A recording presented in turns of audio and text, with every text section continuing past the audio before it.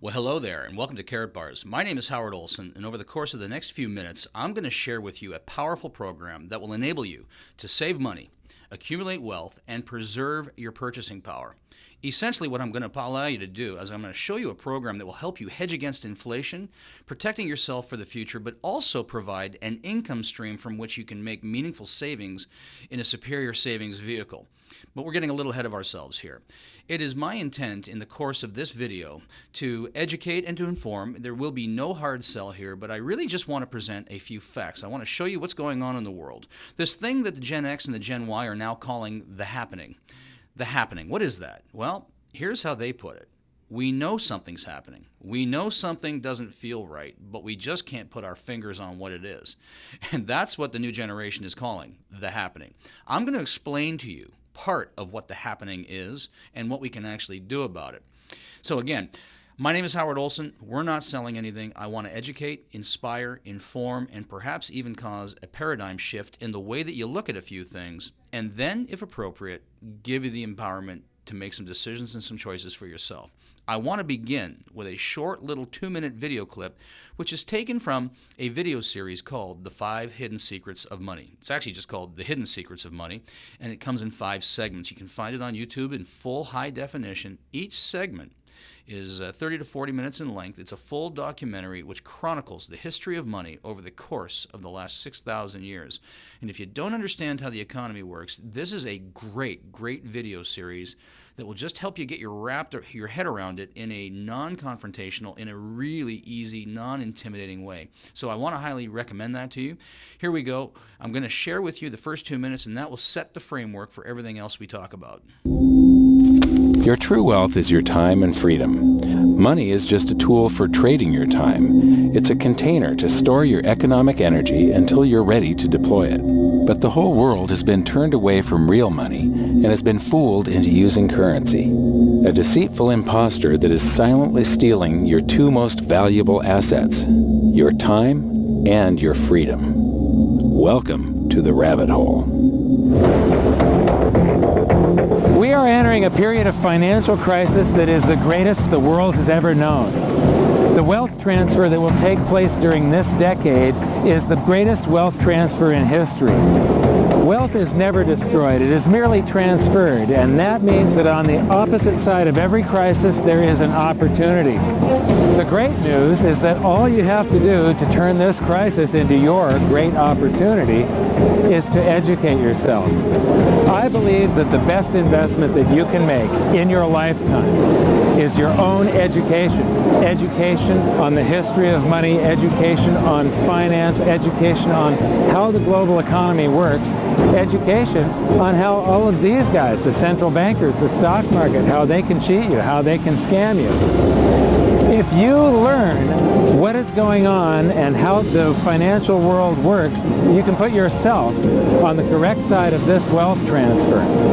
Winston Churchill once said that the further you look into the past, the further that you can see into the future. This program is all about creating your own crystal ball, being able to gaze into the future, being able to change this crisis, the greatest crisis in the history of mankind, into your great opportunity.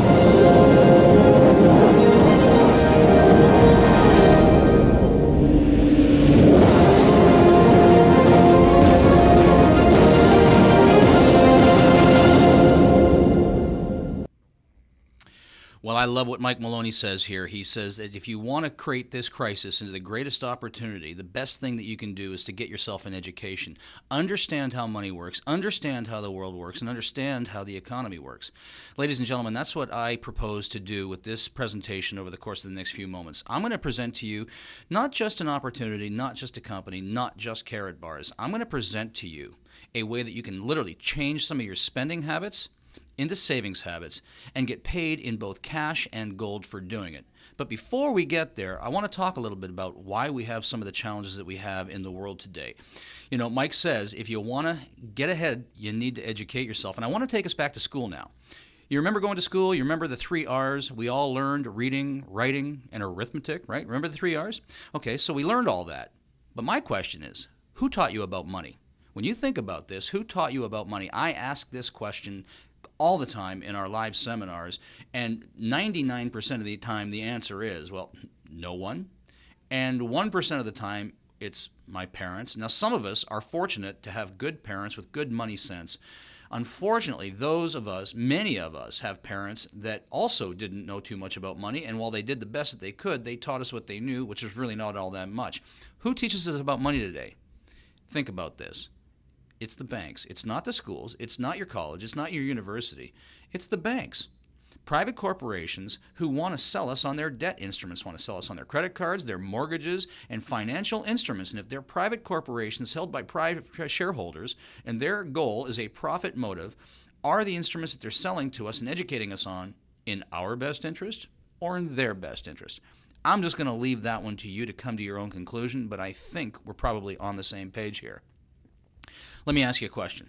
When you think about most Canadians and most Americans, most North Americans in a very general sense, do you think they have a plan to get themselves out of debt and have the ability to retire in the next 3 to 5 years if they so desire? I don't think so. Let me ask you another question. Do you? And if you do, how's that plan actually working for you? Now, I asked that question thousands of times in the course of a year. I run presentations all over North America, and I know the answer that typically comes back, probably something very similar to what you were just thinking. And I want to share with you why that is, why there's no shame in it, and what we can actually do about it. You see, the numbers don't lie. Numbers will always tell us the truth if we just simply look at the right numbers. So let me share some numbers with you now.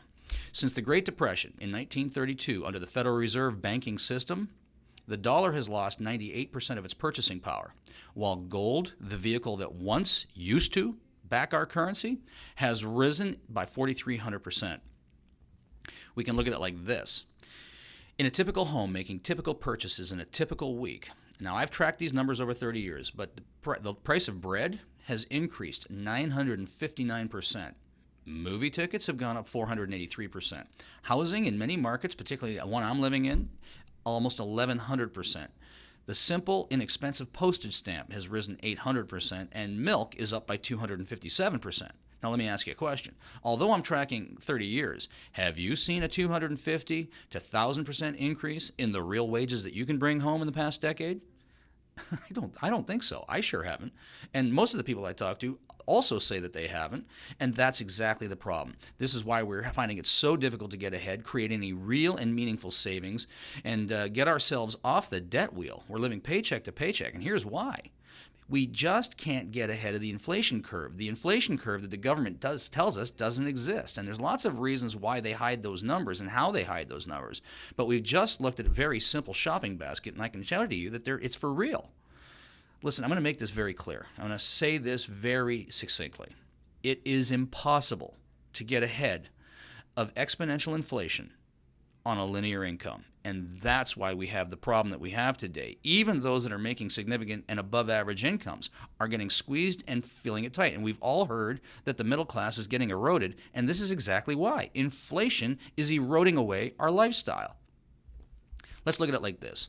If you had $100,000 worth of cash in 1932, that cash today is worth just $2,000 in purchasing power. Let's make this really simple to get our heads wrapped around. It takes $100 of cash today to buy what $2 would have got you back then. That's called a decrease in currency. We can look at it like this also. If you had $100,000 worth of gold acquired in 1932, just let it sit in the closet accumulating no interest, that gold today would be worth $4,449,443%. That is a significant increase. That gold outperformed cash by more than 4,300%. And here's what's happened.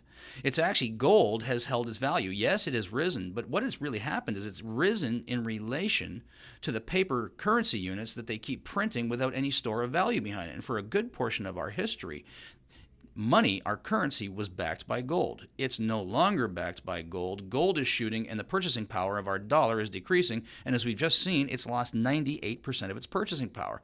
That's called a fiat currency. A fiat currency is that which is backed by nothing.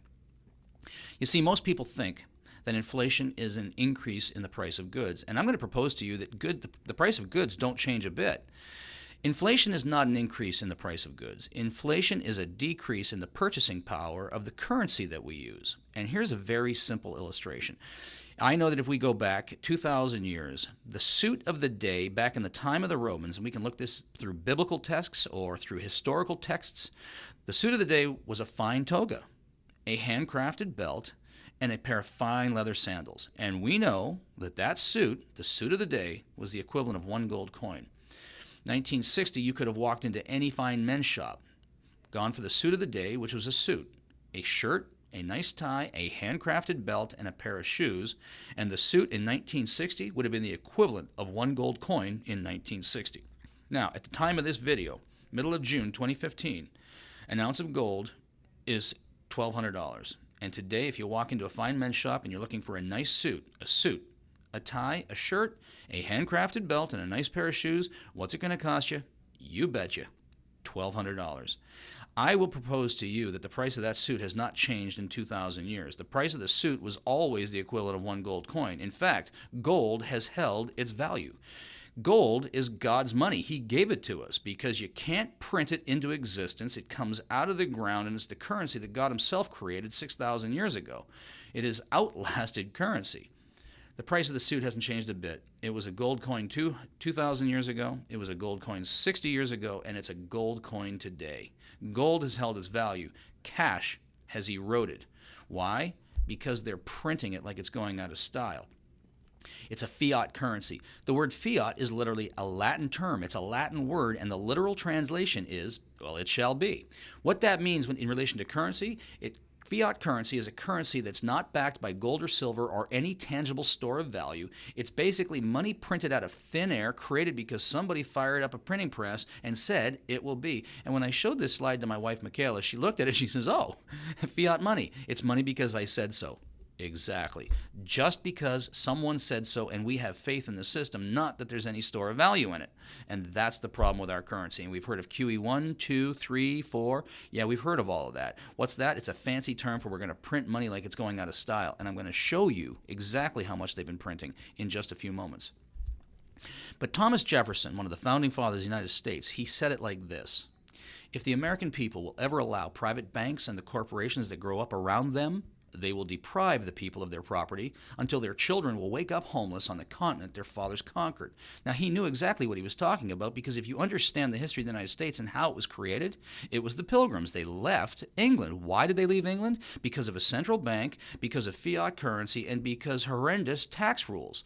They left to get away from the central bank and the taxation policies. And they understood that if they allowed these central banks into the United States, that they would destroy the very country that they were founding. America was founded on a tax revolt in 1776. I want to bring this back for our Canadian friends, and let's make this a Canadian story also. William Lyon Mackenzie King, one of our prime ministers, he put it like this: the issuance of credit and currency is the state's most precious resource. Once a nation gives up control of its currency, it matters not who makes the laws, because usury, once in control, will wreak havoc on any nation. Now, he knew what he was talking about also. The Bank of Canada was established, they began planning it in 1931. The Bank of Canada opened its doors in 1935, and its sole mandate was to issue currency and credit to the federal government and to the provinces to create the infrastructure that built this great nation. It was the Bank of Canada that provided interest-free loans that built the Trans-Canada Highway, that built our national rail lines, that built all of our schools, all of our hospitals, and all the key infrastructure that created us into the Canada that we are today. And that worked really well. In 1974, Canada was invited to join the then G8. You know what the price of admission was?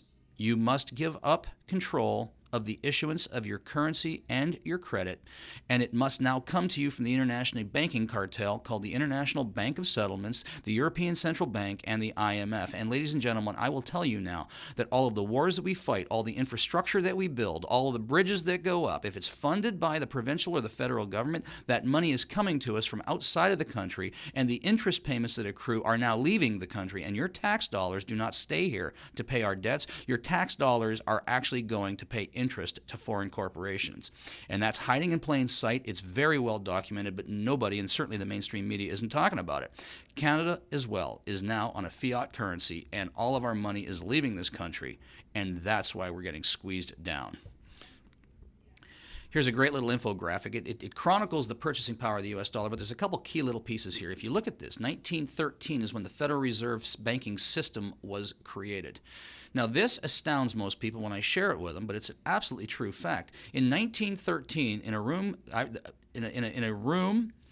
in a private club on Jekyll Island being a physical geographical location off the coast of Georgia, the chairman of Citibank, Chase Manhattan, J.P. Morgan, the Rothschild Banking Group got together in a room and over the course of a couple of years cooked up what would then become the Federal Reserve banking system. And what most people don't understand is that the Federal Reserve is not a government institution. The only thing federal about it is the name itself. The Federal Reserve banking system is a private bank headquartered in Puerto Rico, and that private bank now dictates global and U.S., Canadian, and all the G20 fiscal policies. It dictates global monetary policy.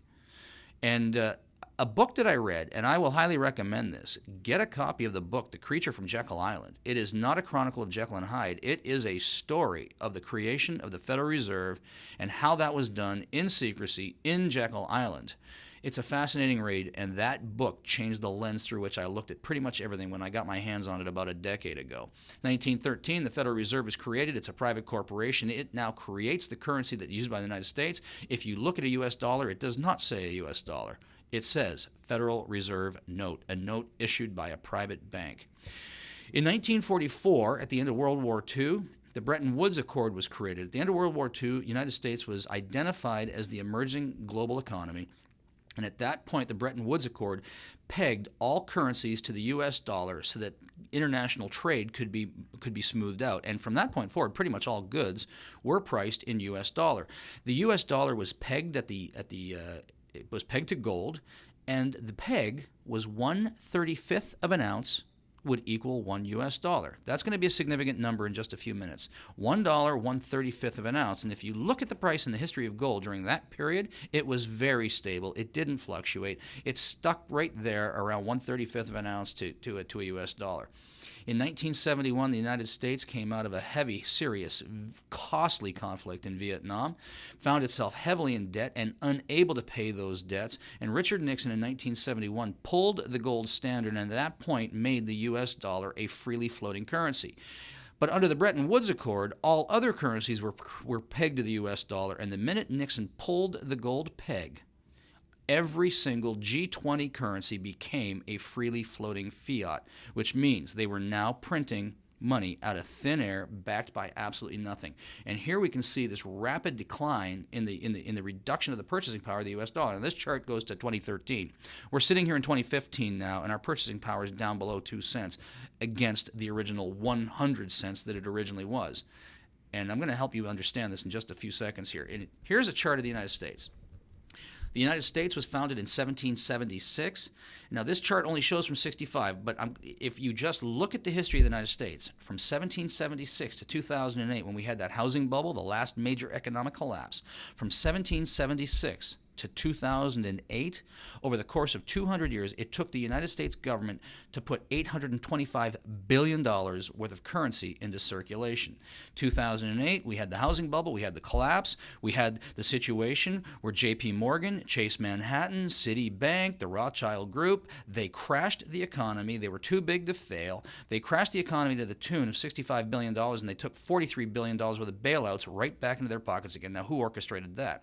But here's the point. It took 200 years to put $825 billion worth of currency in circulation. And from 2008 to present day, they've quadrupled the money supply. We've gone from $825 billion to just over $3 trillion.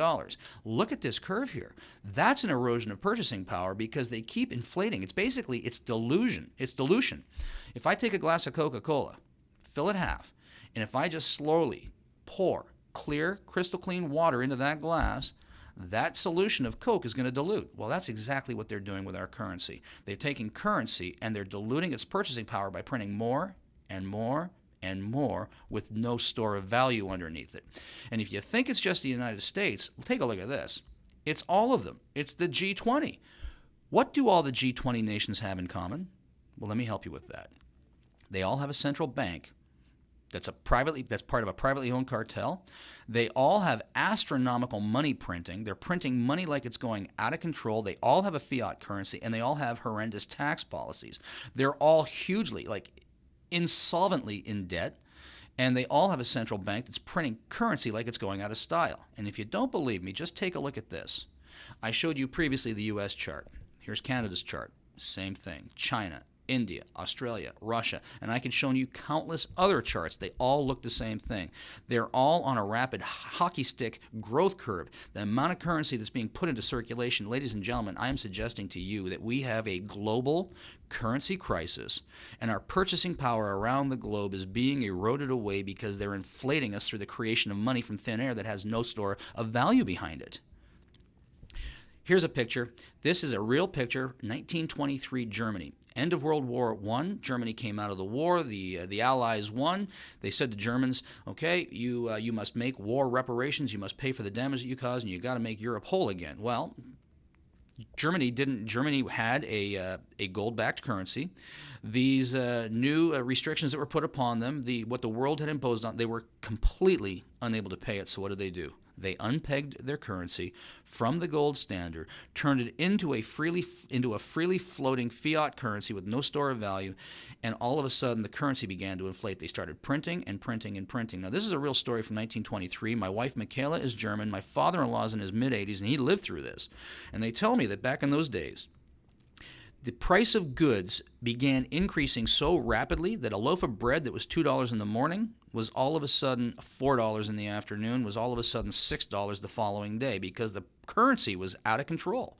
In fact, the prices were rising so rapidly that workers were being paid twice a day because if they only got paid at the end of the day, they wouldn't be able to afford anything. So they'd pay them in the morning to get their groceries, and then they'd pay them again in the afternoon to get whatever they needed again. And my father-in-law tells me, and I pass this around, I actually have one of these German Reichsmarks. I have it sealed in a vacuum-packed plastic bag, and I pass it around the room, and I show it to him. My wife says, the plastic on that note is worth more than that note from 1923. And my father-in-law tells me that one day they could use it to buy a loaf of bread, and the very next day it was worth so little that they began using it to start their fireplaces. This is an actual picture of German citizens sweeping Reichsmarks off the street because they were worth nothing. Ladies and gentlemen, over the course of the last several years, our purchasing power has declined from 100% to 98% to 2%. We've lost 98% of our purchasing power. And if they keep printing this, and they will keep printing this, how much further can it go before it's worth nothing? Do you know that the average fiat currency has a lifespan of 27 years? There is not one single example in the history of the world of a fiat currency that has survived. There isn't one. Every fiat currency ends in a disaster. The average fiat currency lasts 27 years.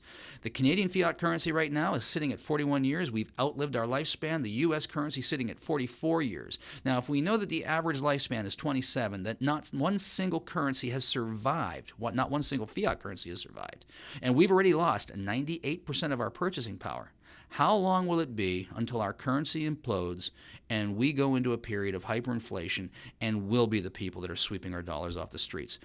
I don't have a crystal ball, and I don't know if it's tomorrow, and I don't know if it's a year from now, but I know it's coming. I know it's coming. And, Voltaire just put it like this. The great author, the thinker, philosopher, playwright, he says, paper money will always return to its intrinsic value, zero.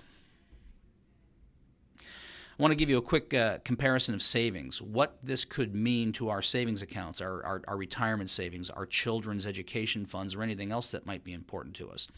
I just take a little track over the course of 20 years. I say if you would have saved $65 a week, or let's call it $300 a month over the course of 20 years, from 1995 to present day, all right, I'm going to keep this really simple, so I'm not going to start adding in compounded interest because at the end of the day, there is no interest anymore, right? I mean, you put your money in a bank, you get 1% on it, so it's insignificant anyway. But had you put aside $300 a month for 20 years, you would have put aside $72,000 in cash. However, if you would have put aside $300 a month in cash and stored it in gold, you also would have put aside $72,000 of cash, which is now sitting in gold. But if we look at what's happened to the purchasing power over the course of those 20 years, that $72,000 worth of cash has eroded to just $56,000. In other words, it has lost $16,000 of its purchasing power. However, had you put that $300 a month into gold, yes, you would have had $72,000 worth of cash put aside. But today, that gold would have a purchasing power of $236,000. In other words, a net increase in purchasing power of $164,000. My question to you is, if you understand that gold is a store of value, that gold will hold its value, and that our paper currency is declining, what could this mean toward your savings strategies? And now I just want to ask you a question. Well, how would you rather save? You want to use that paper currency that Voltaire was talking about? Or do you want to put it into a safe, stable store of value that will actually hold, preserve your purchasing power, and protect you hedging against the inflation of the future? That's a question I'm just going to leave with you to sort out for yourself. But I think I know what the answer probably is. Ray Dalio, one of the richest men in the United States. He is pretty much known as a brilliant philosopher, an incredible economist. He's a serial entrepreneur. He's chairman and CEO of the Bridgewater Group, the largest and most successful hedge fund in the United States today. He's a multi-billionaire. And this is a direct quote from Ray Dalio. If you don't own gold, you simply don't know history. Ladies and gentlemen, I'm trying to show you a little bit of history. I'm trying to show you what's happening in our own world right here, right in front of us. And I'm going to suggest to you that you probably want to get your hands on some gold. So let me ask you a question. You live in a home, you have an apartment, do you have home insurance? Do you have some form of medical insurance, whether the government-operated insurance or maybe something supplemental to that? And if you drive a vehicle, do you have car insurance? Probably the answer is yes. But let me ask you this. Do you have any money insurance? Money insurance, you say, well, what's that? Well, we're starting to get a little clue. Let me show this to you. Pretty much every expert we read, so we can look at Kiyosaki, Mike Maloney, Jim Sinclair. The list goes on and on and on. All the experts basically recommend that if you want to protect yourself against inflation, Ray Dalio, hold gold and hedge yourself against inflation. I'm going to say it again. They'll all tell us, hold gold and hedge yourself against inflation. But here's a problem. Gold is expensive. Most people, as we've already illustrated, are so stretched living paycheck to paycheck or trying to, maintain their lifestyle that they just don't have $1,200 to $1,300 in their pocket that they can go and get themselves an ounce of gold at a time to go and create any real meaningful long-term savings. And even if we could, there's another problem with it. Many of us just don't know how to get it. It's inaccessible. Where do I find it? Where do I get it? And even if I know where to get it, what do I do when I finally have it? Where do I keep it? Where do I store it? How do I keep it safe and secure? And even if you had the answer to those first two questions, it's difficult to use. You can't just go down to the bakery or the gas station or the grocery store and go looking for your next loaf of bread or your next tank of gas and give them an ounce of gold worth $1,200 and expect to get change in return. They're just going to look at you very strangely. They'd probably like to have the gold, but it's not transactable. It's not transaction friendly. If you wanted to use it, you'd need to take it down to your bullion dealer, get the cash for it, and then use that cash in the supermarket or the gas station to get your gas. So there's a problem. Gold is clearly the answer, but we need to get it into a more usable format. So gold is the answer. There's the problem. Here is a solution. I want to introduce you to what this is all about. The company's called Karatbars, and the product is a Karatbar. Karatbars International specializes in making 99.9% pure currency-grade gold, LBMA certified gold, in smaller, more transaction-friendly units so that people of the world can afford it and get their hands on it. And then they'll provide you a mechanism by which that you can buy real gold bullion using an e-commerce platform and change it back into cash at the time you need it, having hedged yourself against inflation. It's a beautiful, beautiful e-commerce platform dealing in real gold bullion that is yours. And one of the games of the wealthy, they have a system called vaulted gold. And it's been reserved for and by the way, here's a statistic for you. Only 1% of the world's population actually hold gold. We've all heard of the 1%. Who are the 1%? Who are the 1% that own gold? The wealthy. Karatbars, what they've done is they've created a system that makes gold available to the other 99. And what the wealthy have done is they have a system called vaulted gold where they hold their assets offshore legally and legitimately and hold them there. Karatbars, with their e-commerce platform, will allow you to acquire pure currency-grade gold in small transactable amounts, and they'll either hold it for you in a vaulted format or ship it to you at will as you request it. It's brilliant. And really, here's what we're doing. This whole program is all about exchanging some of these declining paper units, declining paper currency, and exchanging it into Karatbars in 1 gram, 2.5 gram, and 5 gram increments so that it's affordable, so that you can create real and meaningful savings, hedging yourself against inflation, watching the value of your gold increase relative to those dollars, just holding them there in a superior savings vehicle, and at the time that you need the cash, exchanging them back into the currency that you need at the time that you need it, and because the currency's declined, you've actually got more of it. Does this make sense? It certainly makes sense to me. Now, I've been buying a lot of gold for a lot of years, and I do believe that gold is a strong, legitimate, safe, and important store of value. And I have some 1 ounce bars, and I've got some maple leafs, and I've got some 10 ounce bars, and I've got some kilo-sized bars. But the thing is, they're large storage units, and if I need cash, and I can't just give them half of one of the gold bars. I got to give them the whole gold bar, and then they give me back the cash. But if we enter a period of hyperinflation, the cash that they give me begins to erode, so I don't actually want the cash in my pocket. Here's what's going on with Karatbars. Just look at this. I'm just going to skip this one here. If you had a gram of gold in 1971, that 1 gram of gold would have bought you 5 loaves of bread. Very interesting. 32 grams make 1 ounce. If you had a $1 in 1971, that $1 would have got you about 4 loaves of bread. Makes sense. 35 grams, okay? 32 grams makes an ounce. The dollar was pegged to 1/35 of an ounce. So you can see it's a pretty similar store of value back in 1971, just before the gold standard got pulled under Nixon. Let's look at what it looks like today. Today, if you had 1 gram of gold, it would buy you 20 loaves of bread. $1, however, would only get you about a couple slices. What I'm trying to demonstrate to you here is that it's gold, not paper, that's the true store of wealth, that it's gold that actually holds its value. And why these Karatbars, why these small transaction-friendly, affordable weights, spendable gold is so important.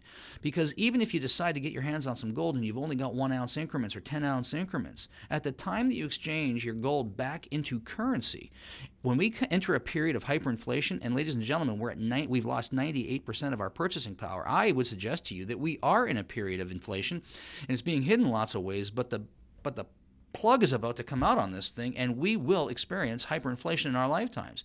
And if all you've got is large denominations of gold, the minute you turn it into cash so you can use it in the commerce system, the cash in your pocket, the change begins to erode. So if I take a 1 ounce coin today and turn it into cash, they give me the $1,200 for it.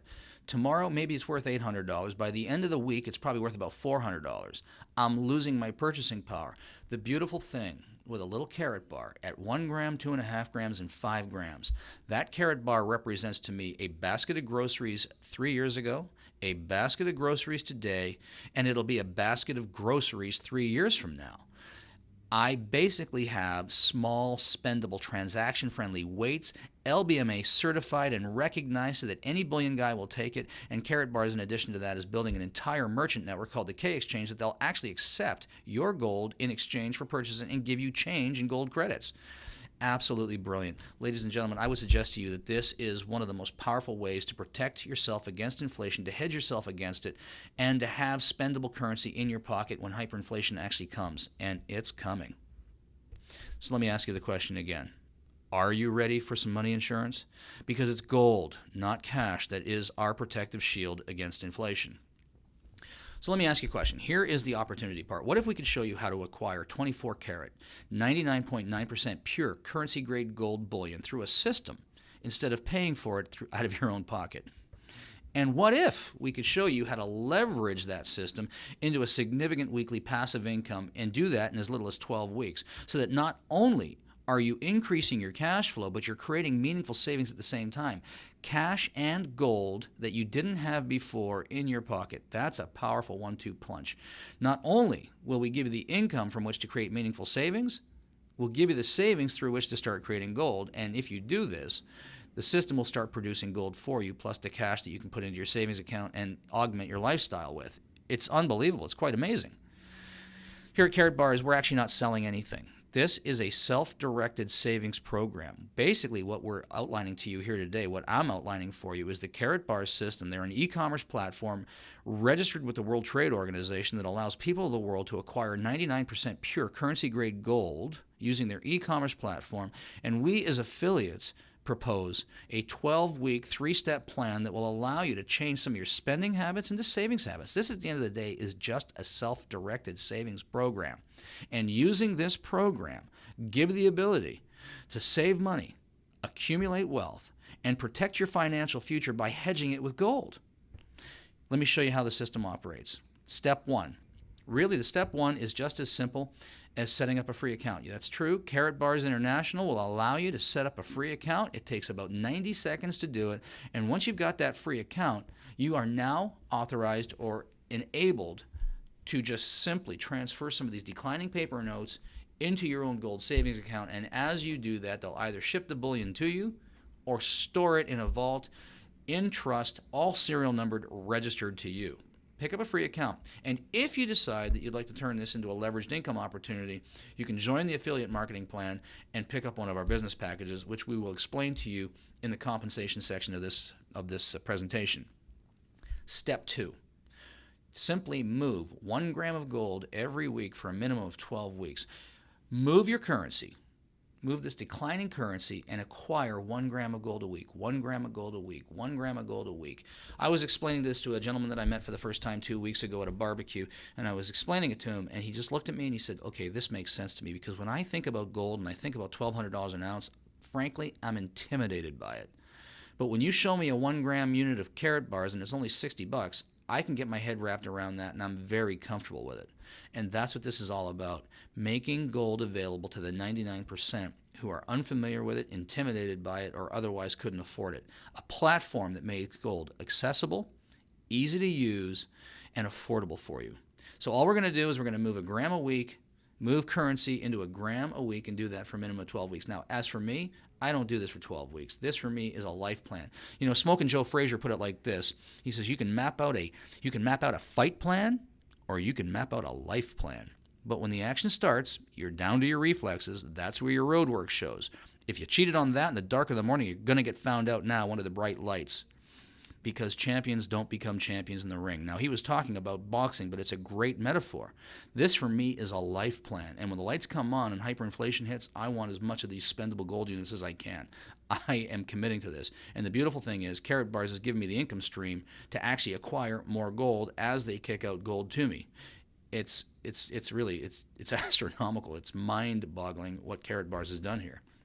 That's step 2. Step number 3, if you want to turn this into an income opportunity, and if you want to get free gold out of a system and cash flow to do it with, all we simply do is you enter our affiliate marketing program and our free referral program. Yes, a free referral program. When you set up your account, Karatbars will enroll you in what they call their unilevel system. I call it the personal referral box.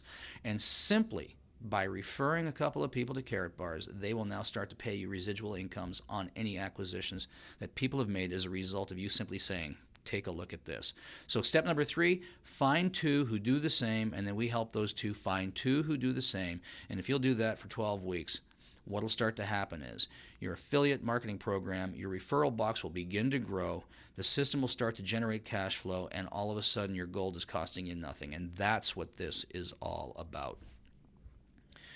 So everything you read says that there are 7 ways to get paid at Karatbars, and it's absolutely true. There are 7 ways to get paid, but the truth of the matter is it's the last 4 which are a result of the first 3. So tune in to the next piece of video where I go through the compensation plan and show you how to get paid here at Karatbars.